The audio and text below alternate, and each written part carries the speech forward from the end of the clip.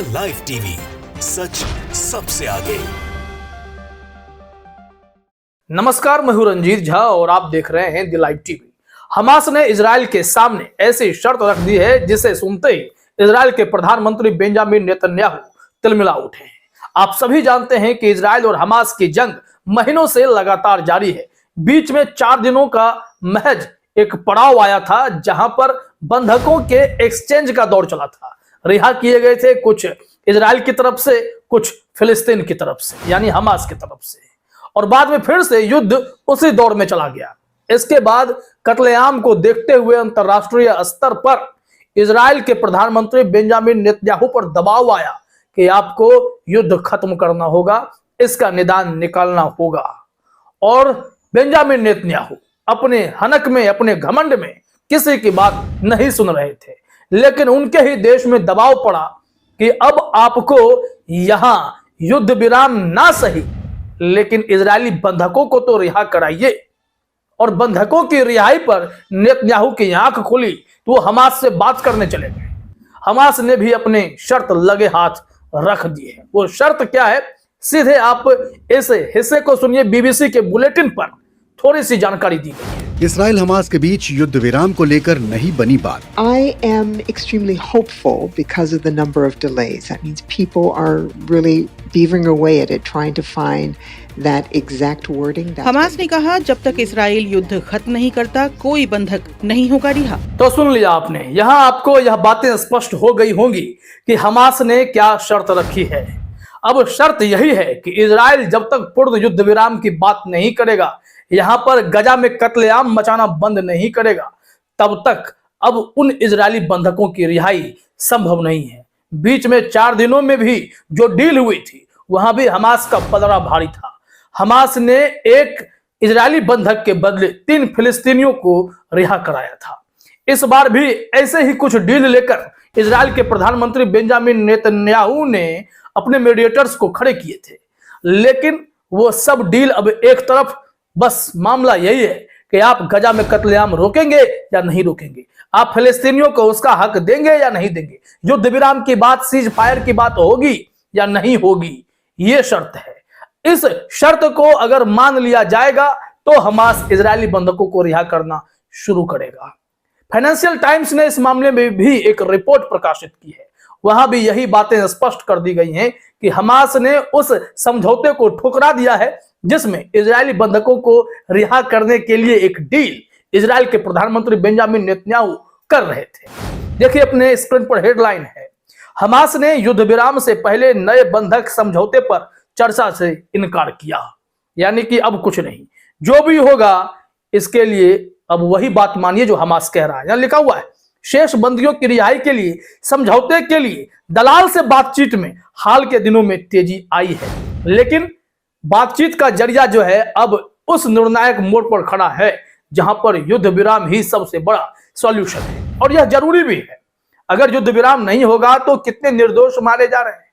गजा में 19,000 से ज्यादा लोगों को मार दिया गया है, जिसमें से अधिकतर बेकसूर आम नागरिक हैं।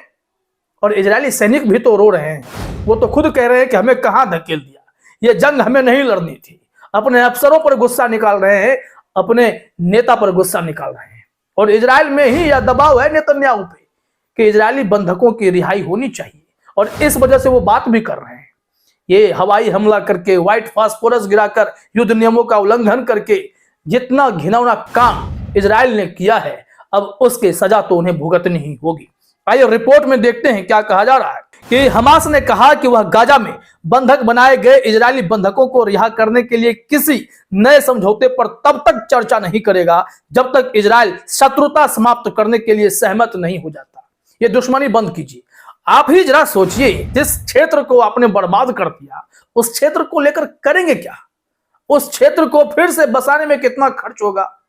उस गजा में इंडोनेशिया अस्पताल था, सऊदी अरबिया का अस्पताल था, ये सब कुछ तो बर्बाद हो गया। उस स्कूल पर हमला किया गया, चर्च पर हमला किया गया, अस्पताल तक को नहीं छोड़ा गया। तो फिर गजा की तो सूरत ही खराब हो गई है। अब उसे बसाने में भी इजराइल के पैसे खर्च होंगे अगर वो कब्जा कर भी लेता है, जो कि संभव नहीं है, क्योंकि हमास के लड़ाके अभी भी हौसले बुलंद करके इन लोगों के होश ठिकाने लगा रहे हैं। जंग खूब हो रही है, लेकिन इजरायली सैनिक के दांत भी खूब खट्टे हो रहे हैं। यहां देखिए क्या कहा जा रहा है। इजराइल पर 7 अक्टूबर के हमले के दौरान हमास द्वारा पकड़े गए शेष बंधकों को रिहा करने के लिए एक समझौते पर बातचीत हाल के दिनों में फिर से शुरू हुई है। इजराइल के जासूस प्रमुख डेविड बार्निया ने सोमवार को कतर के प्रधानमंत्री शेख मोहम्मद बिन अब्दुल रहमान अल थानी और CIA बॉस बिल बर्न्स से मुलाकात की थी वारसो में, लेकिन बात बंद नहीं रही है। हमास ने एकदम से अच्छी शर्त रख दी है। यह शर्त यही है कि इजरायलियों युद्ध विराम कर दो, इसके अलावा कोई और चारा नहीं है। उनके पास भी बंधक हैं, फिलिस्तीनी भी उनके कैद में है। ऐसी बात है कि दोनों तरफ से लोग कैद में हैं। फिर भी जब भी हमास ने ऐसी डील की है, अधिक से अधिक फिलिस्तीनियों को उन्हें अपने वतन वापसी का मौका दिया है, उन्हें रिहा कराया है। और जब उन लोगों ने इजरायलियों को भी छोड़ा था, हाल ही के युद्ध विराम में कई विजुअल्स आए थे सामने, जब छोड़ा था तो कितने प्यार से कितने इज्जत से उन्हें सौंप दिया था। तब हमास की चर्चा हुई थी, जिसे आप आतंकवादी कहते हैं, जिसे आप चरमपंथी संगठन कहते हैं, वो तो सिर्फ फिलिस्तीन की बात कर रहा है और इसके लिए ही लड़ाई लड़ रहा है। और ये हक की बात करना हर किसी का हक ही है। और आगे देखिए, यहां बताया जा रहा है कि नए सिरे से राजनयिक प्रयासों से एक नए समझौते की संभावना के बारे में अटकलें तेज हो गई। लेकिन गुरुवार को एक बयान में हमास और अन्य फिलिस्तीनी गुटों ने कहा कि वे बंधकों को रिहा करने के समझौते पर जब तक आक्रामकता की व्यापक समाप्ति नहीं हो जाती पर चर्चा नहीं करने पर सहमत हुए। यानी डील रिफ्यूज, अब हम समझौते नहीं करेंगे, आपको झुकना पड़ेगा, युद्ध विराम करना ही होगा। वैसे भी अंतरराष्ट्रीय स्तर पर अगर आप देखें तो इजराइल के जितने भी मित्र देश थे, अमेरिका को अगर छोड़ भी दे तो सबने एक सुर में यही कहा है कि इजराइल ने युद्ध नियमों का उल्लंघन करना शुरू कर दिया। वहां मानवता एकदम से बर्बाद हो गई। हैवानियत की हदें इजराइल की सेनाओं के द्वारा पार करते देखे गए हैं। तो ऐसी परिस्थिति में इस जंग को रोकना जरूरी है, नहीं तो ये अंतरराष्ट्रीय कोर्ट में क्रिमिनल कहलाएंगे। इन्हें तो कहा भी गया तुर्की की तरफ से कि वो जो हैं इजराइल के प्रधानमंत्री नेतन्याहू, वो गाजा के कसाई के रूप में जाने जाएंगे और अंतरराष्ट्रीय कोर्ट में उन पर प्रोसीडिंग्स चलने चाहिए, कार्यवाही हो, फिर उन्हें सजा भी मिलने चाहिए। ऐसी बातें कही जाने लगी।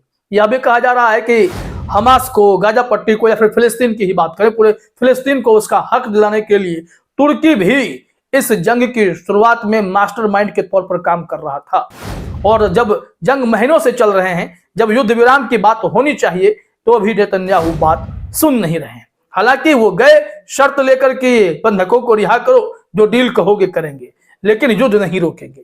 शर्त यही है, युद्ध रोकेंगे तभी बंधक रिहा किया जाएगा।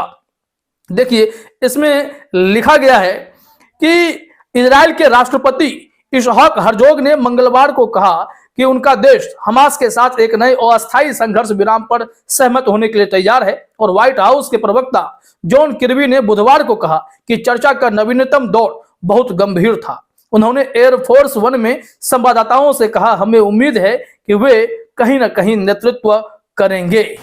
यानी कि अब इस गतिरोध को तोड़ने की एक जो गुजारिश है और एक पहल है, इसे शुरू की गई है।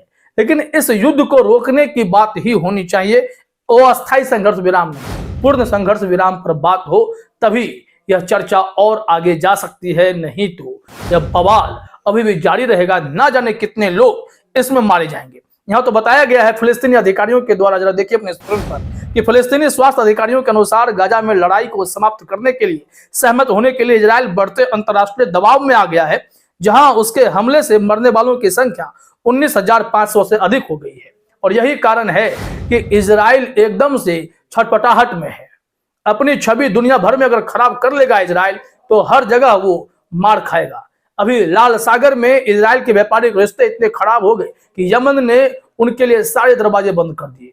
वहां जो स्वेज कैनाल है, वहां पर इजराइल के लिए एंट्री खत्म, वहां जाने वाले हर जहाज पर बैन, उसके बाद हमला, जिससे कि मार्केट शेयर भी इजराइल का काफी खराब हो रखा है। कुल मिलाकर यह बड़ी खबर है कि कैसे इजराइल को एकदम से होश ठिकाने लगाते हुए हमास के लड़ाकों ने ऐसी शर्त रख दी है कि अब उन्हें युद्ध विराम करना होगा, अन्यथा अपने बंधकों के लिए इंतजार ही करते रह जाना होगा। फिलहाल इस वीडियो में इतना ही। आप सभी का हमसे जुड़ने के लिए बहुत बहुत धन्यवाद। द लाइव टीवी, सच सबसे आगे।